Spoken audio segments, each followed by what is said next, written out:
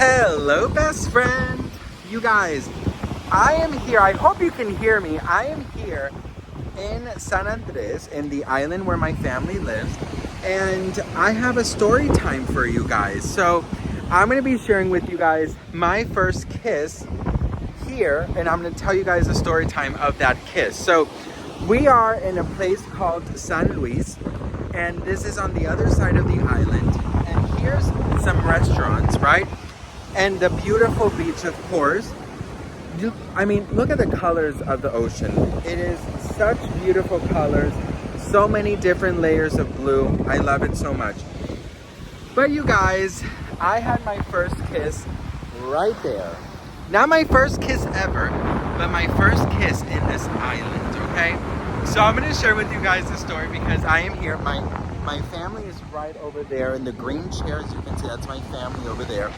And I was just telling them about it, and I thought it would be very fun to share with you guys the kiss. So I had met this guy, and he was so freaking cute, okay? Like the cutest guy ever, all right? And we met at this, like, it was sort of like this bar cafe thing. And he was a bit older than me, right? A little older than me. But he was, I don't know, like, I just thought he was gorgeous. Like, he was in his, like, late 30s, like early, maybe, or even early 40s. Honey, I had a daddy thing, bitch. And I was super young. Like, I was barely legal, bitch, okay? But I had a daddy thing. I don't know why I have a daddy thing, but anyways. Probably late 30s. I was definitely 18. My best friend, I grew up in this island, and I have some stories with other guys, but there are things in these stories that I cannot share because they're not out. Two of them are not out, and they are married with children. So I don't want to, I don't want to do that, We were kids, and I don't want to out anybody or give any clues so people could guess who I was talking about. But anyways, this guy was a tourist. We met at a little bar area, and he was gorgeous, okay? I mean, tall. He was green eyes, like the cutest guy ever. I mean, just so fucking sexy, I swear. He was so sexy. Anyways, we met, and he asked me to go around the island with him. And he rented a scooter, and we were, I accepted, and we were going in the scooter. And at this moment, I definitely knew he was gay, but we hadn't talked about it in that sense. What we did was we were like, okay, it was sort of like we enjoy each other's company, like whatever. Anyways, so we're going around in the scooter, and he tells me to put my arms around him, which it really wasn't necessary because I've been on motorcycles my whole life here in the island, and you can hold on to the bar behind you. So you don't really have to go hugging the person unless they want you to. But this man wanted me to, so I was holding on to him. I was enjoying it, honey. And I just remember feeling, I felt somehow his heart, he was so freaking nervous. I don't think he was really out at this point, but we came here to this restaurant, and it's called El Paraíso, and they have a really good shrimp rice. So we were there, and we were talking, maybe drinking a couple margaritas, and then we decided to take a walk in the beach. So no one was here. This was completely empty. It was already nighttime. It was I want to say it was it was probably 7, right? It was already dark. So we were walking by, and we were just kind of talking and everything, and then we sat there. And all of a sudden, we're sitting down, and we're just kind of talking about everything. And I remember I asked him if he believed in mermaids. And I was like, do you believe in mermaids?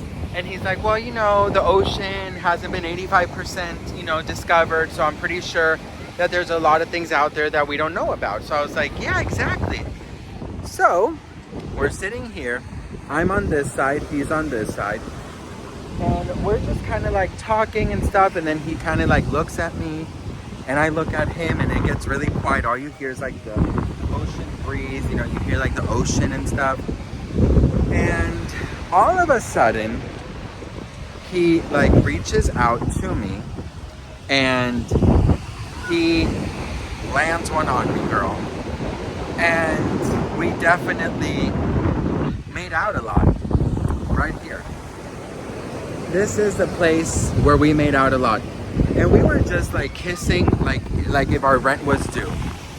And I just remember him like grabbing my neck area. Like I've never actually like, I've only seen that in movies, like when they grab your neck. So like, you know, I never really had that, but he made it, oh my God, it was just so special.